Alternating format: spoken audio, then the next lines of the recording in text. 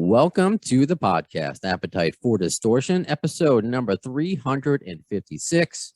My name is Brando. Welcome back to the podcast. Lit. We welcome back Ajay Popoff, but I'm glad that this time you brought your brother, because I'm the oldest brother. So I like brotherly love all the time. Jeremy Popoff. Brought my big brother with me today. What's the age difference? Jeremy, like, are you the older? You're the oldest? He's just 2 years older. Oh, okay. When you get to our age, it's almost like we're about the same age. When you're little kids, it's like big brother, and then we're just old guys now. Yeah, that's true. We were just talking off the air how I just recently just got married. I'm the oldest of four brothers, and Awesome. we're 4 years apart. So obviously, high school and younger, it's a big deal. But now, like that day, we were all just hanging out. You'll get to own your own legacy and throughout high school. So you guys had your own 4-year stretch, right? Did you guys ever go to the same high school together? No. Nope. No. It's interesting how that happened. Yeah, man. Yeah. Cool. Well, I'm more interested because I don't know if I would have lasted in a band with my brother. You've been in a band since the late 80s, the early 80s, late 70s, right? With your brother? You guys did it together? Not quite. Not quite? Okay. Late 80s. Late 80s, okay. Yep. So has that always been, obviously you're still doing it, has it been easy or do you have brotherly fights, or how do you compartmentalize, your bandmate with your sibling? I think we just have normal brother stuff, and when it comes to the band, I feel like we're just, the four of us in a band, just it's a brotherhood, and we're all kind of too focused on putting on a good show and writing songs and all those things, and then all the little stuff, that you argue about maybe on a tour bus is nothing. It's nothing major, it's just all the normal family shit. Nothing like your mom's favorite, or when we were younger, I'm the one that got the G.I. Joe and Jeremy didn't, nothing like that. Okay. All right. I'm in therapy, so this is just how I think. Well, we had, we were 2 years, we still are 2 years apart, almost to the week. Like, I'm September 11, he's September 19th. So the only thing that sucked when we were little, we would often get toys that we had to share. So, because we'd have the joint birthday party because it was the same week span, So we'd get like one Stretch Armstrong to share, one Iron Maiden Killers album to share, Oh, because I was going to say the Stretch Armstrong is perfect to share. You can be in different rooms maybe and still have the same toy. The one album, that stinks. Whoever borrows it first. That's cool. What's really on my mind, I'm excited to talk to you guys again today, more about the new record and the new song, the new video you did with Adrian from No Doubt. But just for timely reasons, because I just watched the new trailer for Clerks 3. And much to my surprise, my own worst enemy was in there. So that made the trailer even more elevated for me. It looks like a great movie. So how did that come about? They hit us up. They hit us up to use Enemy in the movie. And then a few months later, they hit us up for the stems, which is unusual, and for people that don't know what stems are, it's basically the individual tracks for the song. And I don't know that we've ever been asked for stems before, but it usually means that someone's going to go in and kind of remix it and use different parts of the song. And so when I just saw it for the first time yesterday as well. And I was actually really impressed with how they edited it. It's really, because at first it's kind of like, wait a minute, is that our, oh yeah, it is that, because it starts off with just the drums and then a little bass, then there's a little guitar, and they got pretty creative with it, which was cool. That is cool. That it's not just the song being used in this huge, not sequel, this trilogy is a big deal, but to use, yeah. I'm glad. Thank you for explaining stems, because I'm not a musician. I don't know. So that is interesting. So did you get to see a preview of the movie, or you just saw the trailer? Just the trailer, man. It's crazy that we've been hearing about it from, you just brought it up, but everyone's been bringing that up, man. Like people are pretty stoked because that's like just such an iconic, like classic, so it's great to be a part of it and come up, when people are talking about the movie, they're talking about the trailer and our song. And it's been pretty awesome. Any cameos can we expect or no? I wish, man. Okay. All right, Clerks 4. We'll see. Clerks 4. They always say it's the last one until it is. Right. Can't wait to see it. Another thing you guys have out, which is really cool, another collaboration, I guess, for lack of a better word, Mouth Shut, with the drummer from, of course, No Doubt, Adrian Young. I have to imagine you guys go way back, right? Like, so how did that? How did you? What made you incorporate him into that song and that video? Well, we toured with No Doubt back in 2000, and we've been friends ever since. But it's actually Adrian and I. Well, Adrian went to the same high school briefly. I went to same high school as Adrian. He was 2 years older than me. We didn't know each other in high school. We had a lot of mutual friends, but such a crazy small world how we all ended up hooking up together on the road. And then and he was really close with our drummer Al that passed away, and so he's just always been a bro, and we wanted to have him be a part of it somehow. And so he's got a great studio set up at his house in California, and his drums are always set up and mic'd up and ready to go. So we sent him some tracks to check out, and he loved all of them, but he was really drawn to Mouth Shut. So we said, all right, well, you want to be on it with us? And it was cool. He contributed a lot to the drum arrangement as well, which was cool. But and then when he did the video, and it was like, every time we get together, it's always, a few beers and a few laughs and just goofing off, and it's like being kids again on tour, But he's just a good dude. How is I have to imagine, because you're looking at the comments on your social media, Facebook, and going on YouTube, watching the video, overwhelmingly positive. And we live in an age, if people don't like something, they'll let you know. I'm just curious. When you're out on tour, obviously you have all these great sing-along songs. Are they catching on to the new record? Are they singing along to that right away? Or, is it kind of still feeling stuff out, this being the first time out with this album? We've been noticing a lot of sing-along stuff happen. It's like we kind of compare it to how it felt when we, A Place in the Sun came out and we started touring on that record. And obviously people knew My Armor Enemy because that's when radio was playing it a lot in the very early stages. But then just you notice when people gravitate towards their favorite songs live, and you can almost tell which ones the singles are, right off the bat. But we've trickled in like 3 or 4. We kind of pulled some out in the new songs when we play live now. And it's just been an insane reaction. So it's very comparable to 1999 for us, I think, out there right now. It feels great. Sweet. Well, a good year, especially according to great year. Right. Yeah. So last time, Jeremy, I don't know, you may know, of course, from the name of the podcast, Appetite for Distortion, and you're looking at I don't want to call it a man cave. This is just my man corner, my Guns N' Roses corner. I mean, awesome. I'm not famous enough. I got to have a nice hook to angle for my podcast. So we just got great stories last time from AJ and Kevin, and I'm wondering if you can add to it. And maybe AJ, you'll find this interesting. So I posted the clip of the story of Kevin talking about your old, I guess it was staging, right? With where you use your illusion stairs and maybe some lighting, the grating where the lights would come up through, right? And you thought it was lost, or I was like, maybe it's pushed into a cube or whatever. So I posted that clip on my social media, and maybe who Mark Den Zeisen. He worked with Gilby Clark. He was in the River Dogs. So he's just out and about. I believe he's in your area. He knows LA. And he goes, I believe all that staging rigging is stored at Mate's Storage in Van Nuys. Not 100% sure.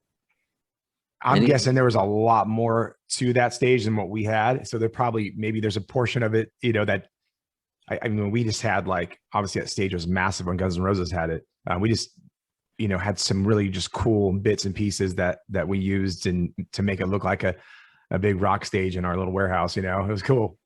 But someone probably got a hold of it and recycled it, and that's the tragedy of it. I think whoever got a hold of our storage unit and picked at it.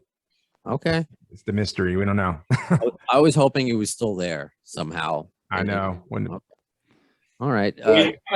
We outgrew that room or that warehouse, and we got a bigger one in the same complex, and another band took over ours, and then then years went by and we were on the road, and we kind of just moved away from there, and it didn't really dawn on us that we needed to go back there and kind of get some cool stuff that we had left in there. And then when we finally did go back to look at it, it was like some different company had moved in, and the owners of the complex just went in and probably grabbed everything and didn't know what the hell they were looking at. But yeah, for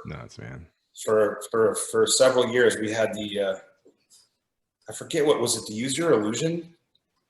I forget what stage set it was from, but yeah, that's what you said. They had like tons of it. We had like 2 little stair sections that went to nowhere, but they just looked cool. Yeah. Oh man, it's the 30th anniversary of that tour this year, so I was again hoping it would be somewhere, keepsake for your grandchildren or something like that. Now let me ask you, Jeremy, this time, because I probably asked you last time, AJ. You were around when Appetite came out. I hate this. I have to always remind myself, yeah, they're my favorite band, but I was 4 when Appetite for Destruction came out, so I was late to the game. No fault. I can't control when I was born. Yeah. But you were in it. You were on the Strip. So do you remember when that came out? And did you expect them to rise? When did you find out about Appetite for Destruction? And yeah, do you have a GNR story perhaps? I mean, we knew just from being from Southern California, hanging out in Hollywood, we definitely knew of them before Appetite came out, and we would see them around and stuff on the Strip. And then when Appetite came out, and KNAC was the local rock station at the time, and they started playing it, and it was definitely like a game changer for that scene. It was something completely different than we'd been hearing. And first time I saw them in concert was at a little place called the Celebrity Theater in Anaheim. And it was I don't even know if it's still there. If it is, it's probably like a Righteous Gemstone style, like mega church or something. But it was a concert theater in the round, and then they would just block it off. They would curtain it off halfway, and then it was more like a theater. It probably held, when it was half theater, it was probably like 1,500 people, and that's where I saw them for the first time. And I just remember, I mean, they blew me away, but I also remember like my ears ringing for at least 3 or 4 days. But yeah, it was pretty badass to see him in that small of a room. Since you guys had a different approach than a lot of the bands of that era, and it's still amazing to see you guys still doing it and keeping it fresh year after year. When you heard of Guns N' Roses and part of the ambulance, I'm in Queens, like I told you off air, there's nothing I can do about it. Did you appreciate that? Like, were you fans of the hair metal, and then for lack of a better term, and you were like, oh wow, this is something different in the mainstream? Or were you just so focused on yourselves maybe at the beginning and not really aware of the scene around you like that, like the rest of us? Yeah, I remember when they came out, it was definitely there was a freshness to it. It was a lot more kind of gritty and dangerous. I think definitely we're ready for something like that. So when it was an immediate, like, it wasn't a song you had to hear on the radio a bunch of times before you like fell in love with it. It's like the first time you heard it, you're like, holy shit, like, what is this? This is like, you just kind of knew it was going to be the next biggest thing. You know what I mean? And it changed music. It just added that element, took a lot of the candy coating off of what was happening, and opened up like kind of more of a punk rock version of that glam thing that was going on. It was just gritty, and I really dug it. I really enjoyed the stories you would tell on your podcast. That's how I really first learned about the history of Lit, and again, becoming a fan in high school of Lit, and that's for me my spectrum. That's when you guys broke out, but not knowing the history goes back to those days. Anything coming up, like any other projects like that podcast? You tell great stories that was so well produced and cool. It's great to get music videos and being on tour. Keep doing that until you can't anymore. But any podcasts, I guess, in the future that aren't mine, or a sequel? Are you going to do behind the scenes of Miserable? Anything like that? There was some chatter for a minute about adding more episodes to that. So it's a good question. We'll have to check back in on that, because we definitely could continue on with it and maybe explore different albums or songs or subjects or whatever. But yeah, the initial podcast was just very much kind of other people's. It was neat to listen to it because it was neat to hear perspective from our peers, kind of thing. And there were people on it that we didn't even know. You know, people which is weird to hear someone talk about you with such in-depth knowledge, but you don't really know the person. But it was cool because, you know, we could easily just sit there and talk about ourselves for 3 episodes, and that might get old. But to hear all these different people talk about the song was cool. So I hope so. I mean, certainly 25 years worth of stories. Get a few cocktails in us, we'll spill the beans, man. A lot of layers. Sure. As a radio person, radio perspective, I think it's amazing. You know, that's why I needed Guns N' Roses' hook. I'm not lit. Yeah, you guys can just turn on a microphone. People want to hear you. But the way it was produced and different stories and, you know, the background sounds, and just it makes you feel like you were there. Very well produced podcast. So that's cool to hear that there could be more of that coming up. Anything coming up, I guess, as far as the tour? Are you guys looking forward to a specific city? Any reunions coming up? Like, I know you have shows coming up with Hoobastank. Any bands you're really looking forward to seeing again, possibly on the road? No, man. I went last night and saw Everclear and Fastball and the Nixons, and those are bands that we know and have played with, and it was cool to, you know, it's different when you're on the road and you're playing with these bands. A lot of times I'm like, we're back at the hotel, like getting ready or warming up or doing whatever, and you don't really get to like go out and watch a show. And it was really cool going out last night. My daughter's in town, and took her and the wife, and we went and just stood out in the crowd and ran into a lot of old friends out in the audience, and they sounded better than I, you know, heard them sound in years. They sounded great. It was just a good night out, and I miss going to concerts, you know, as a fan, and so I got to do that again. It was cool.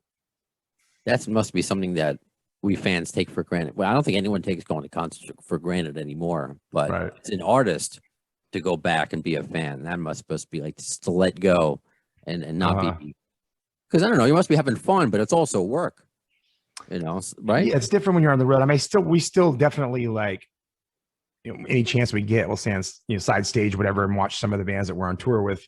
But yeah, it's a completely different thing when you're not in quote unquote work mode, and you don't have to worry about, you know, you can have some drinks and not have to keep it, you know, reeled in and ready to be a professional.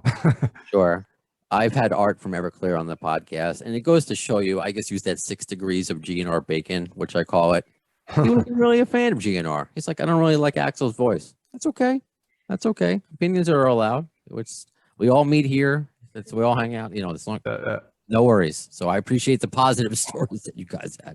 Sometimes it's just awkward. Do you like them? Not really. Well, it's still a pleasure to talk to you. That's funny, man. Yeah. Good old Art's.